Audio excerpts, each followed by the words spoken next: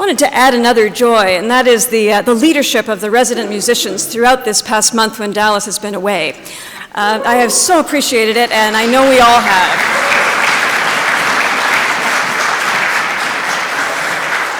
You'll hear a little bit more of that when the children's choir join us at the end of the service, so there's that to look forward to, too. You would think that writing an International Women's Day sermon this year would be a piece of cake. The past couple of years has seen a surge in women's marches and a rising chorus of women's voices, while the Me Too movement has ushered in a wellspring of truth-telling and the righting of wrongs. As I began to prepare this talk, though, I wondered what I might contribute to a global conversation that is already so rich, so vibrant, and multifaceted. I was also aware that by simply standing here at this pulpit, I hold considerable power and influence, and that a white, English-speaking woman, born and raised in North America, who is cisgendered, that is to say, who identifies with the gender assigned to me at birth, and heterosexual, I occupy a very privileged position and have not experienced the depth of discrimination and injustice so many women have known. Yet, like millions of other women, I too said Me Too, and collectively they and we have risen up in a movement that has been inspiring and transformative at what I believe is a critical time in human history. Writing this talk, I asked myself, what is at risk when a single woman's voice is not heard? And I answered, nothing less than the well-being of the whole, nothing less than the well-being of all people and the earth itself. Reading one of the books I studied as a seminarian, Sharon D. Welch's A Feminist Ethic of Risk, I was reminded that my privilege alone and the relative comfort I live in makes me perhaps less likely to take the risks necessary to bring about the significant changes that are needed now. Because of that, I am grateful for the power of collective action, for the energy of many voices, and especially the examples of those who inspire me to be less risk-averse through their own courage. Drawing on the wisdom and experience of women struggling on the front lines against racism, Welch writes, "The ethic of risk is characterized by 3 elements, each of which is essential to maintain resistance in the face of overwhelming odds. A redefinition of responsible action, grounding in community, and strategic risk-taking." Responsible action, she says, does not mean the certain achievement of desired ends, but the creation of a matrix in which further actions are possible. The creation of the conditions of possibility for desired changes. I love that phrase, the conditions of possibility for desired changes. It may be that to create those changes, to create those conditions, we need to go deeper, to begin an inner healing of ourselves and our culture. And to do so means lifting women's voices that have been silent for far too long. In Vancouver a few weeks ago, hundreds of people marched in memory of the thousands of women, mostly Indigenous, who have been murdered or gone missing without justice in Canada. Indigenous women in Canada are far more likely than others to be victims of violence. The RCMP estimates that 1,017 Indigenous women were killed between 1980 and 2012, but advocates say that the actual number is 4 times higher. While women's marches have become popular in the mainstream in the past few years, the march that took place in Vancouver on February the 14th has been taking place for 27 years. So it's clear that although some women's voices are being heard now, too many still are not, and for far too long. I'm glad that we're distributing the moose hide pins today to signal our commitment as a community to end violence against women and children. At the same time, I wonder whether we can all dig deeper to begin to understand the extent to which we've unconsciously adopted colonial, and many would say patriarchal, outlooks that were woven into the white settler culture that we have benefited from. These outlooks, I believe, have allowed that violence, that apathy, and that injustice to continue. In her recent book, As We Have Always Done, Nishnabeg author Ann Simpson calls for a radical land-based resurgence of Indigenous presence, nothing less than a complete transformation of the colonial patriarchal culture she sees as normative in mainstream Canadian life. Simpson points out that there has always been a gendered dimension to the suppression of Indigenous peoples. Dismantling the power and influence of Indigenous women, she writes, became important to the destruction of Indigenous nations. Domesticity, confining Indigenous women to heteropatriarchal marriage and the home, was an intense site of cultural genocide carried out by missions and educational institutions and through Indian Act policy and practice. In another section of the book, Simpson quotes a mainstay of the Canadian literature canon, Roughing It in the Bush by Susanna Moodie. Do we remember reading it? Yeah. When I was at Ryerson in the 1980s, the voice of that white European settler woman living on stolen land was very loudly and clearly heard, along with that of her sister, Catherine Parr Trail. Today, I am astonished and horrified by the racism pointed out by Ann Simpson against Indigenous people and Indigenous women in particular in that book. I'm humbled to realize that I don't remember noticing it, and I don't recall it being pointed out by my professors. What was at risk when I heard the voice of the white settler woman at the expense of the Indigenous woman's voice? And what is at risk if I do not seek out and listen to that other voice now? In the coming days and years, as climate change calls us to reform our ways of life, to bring ourselves and our society into alignment with the Earth's natural rhythms, we may need to more consciously listen for the voice of the grandmothers, as well as that of the goddess, or more broadly, the sacred feminine. It goes without saying, I hope, that all of us can do that, whether we identify as female, gendered, or not.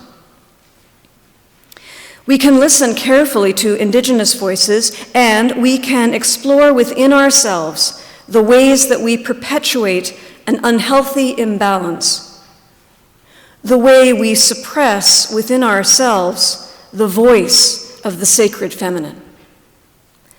What is at risk when that voice within us is not heard? Nothing less, it seems to me, than our physical health, the earth's health, and our spiritual wholeness. One way to explore the way that we operate in the world is by looking at masculine and feminine archetypes, which are present in all of us. Drawing on Jungian psychology, Elizabeth Lesser writes, "The masculine principle celebrates rational thinking, heroic power, goal-oriented achievement, and independence. It is transcendent, visionary, mindful. The feminine principle loves to feel. It compels us to nurture. It links sexuality with relationship, and it reveres life and death as natural cycles of nature. It is embodied, intuitive, heartful. The masculine archetype, and I can emphasize here, both are always at work in all of us. We need both. The masculine archetype wants to move ever forward. It is reasoned and rational. It is on a mission to achieve, invent, build, make a mark.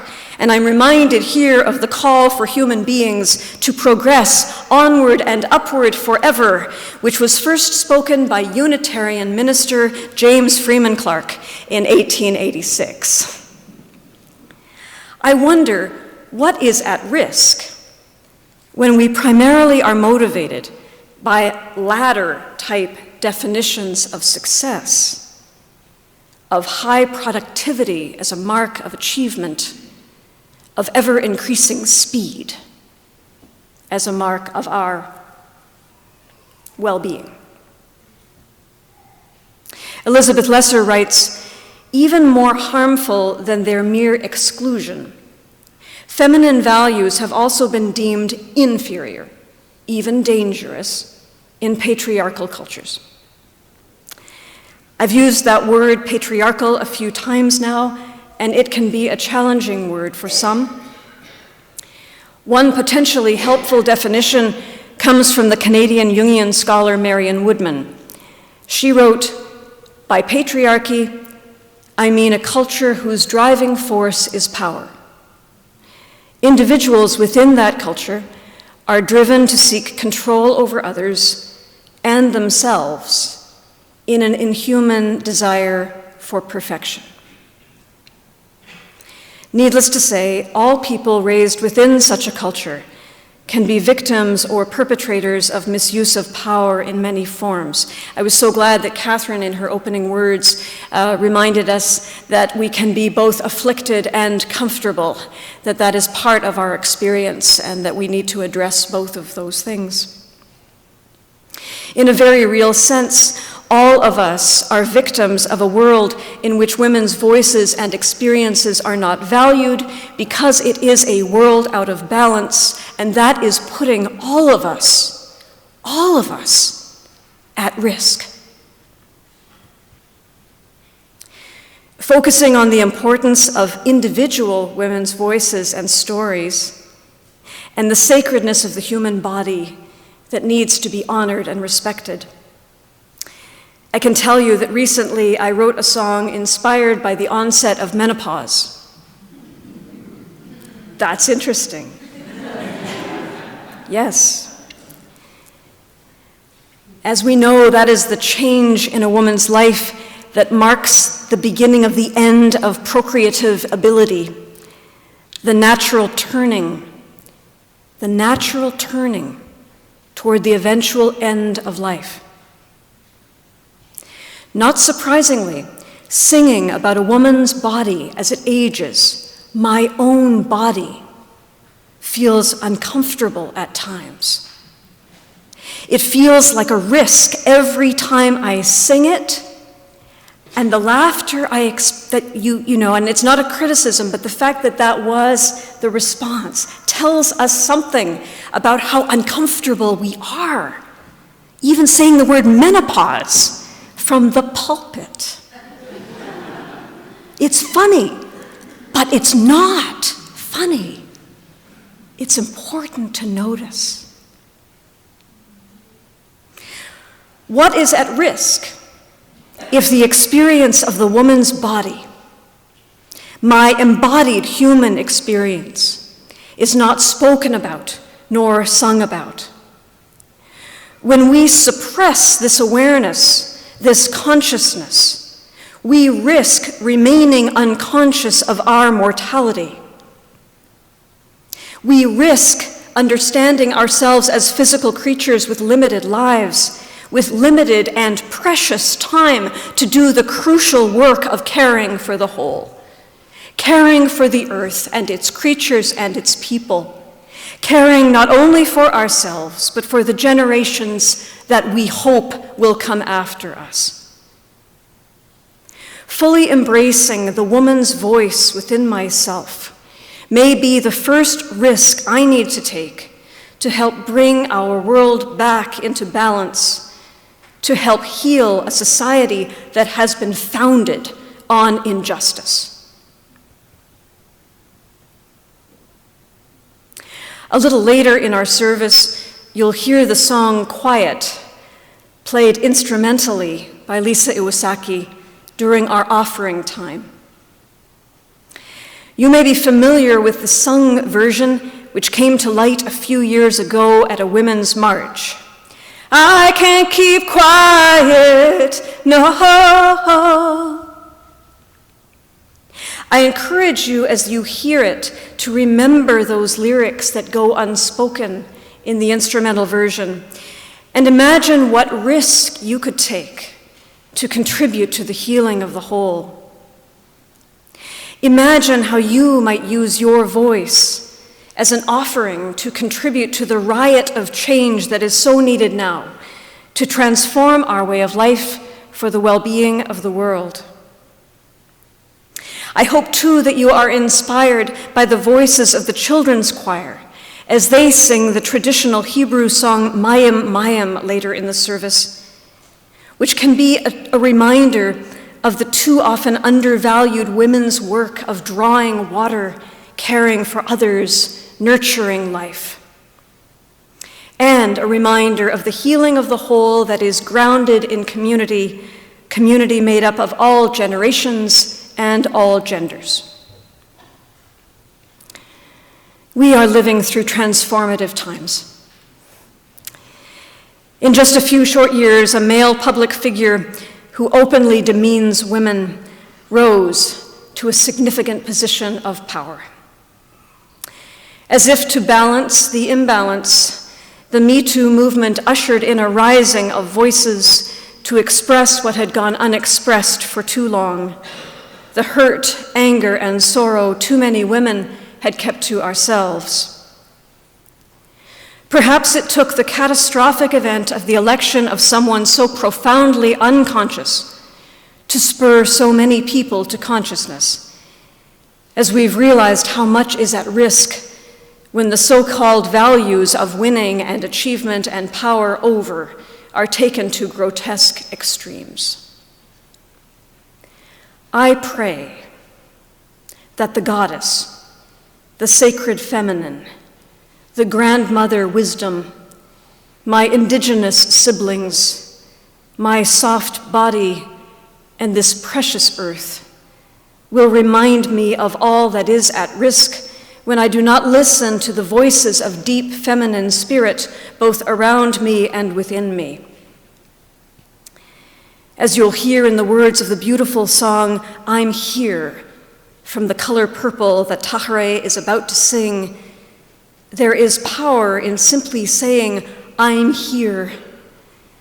And with all the love alive in me, I'll stand as tall as the tallest tree, rooted in community, and rising clear and strong today is the divine, feminine, transformative, and sustaining spirit that lives in me and that lives in each of you.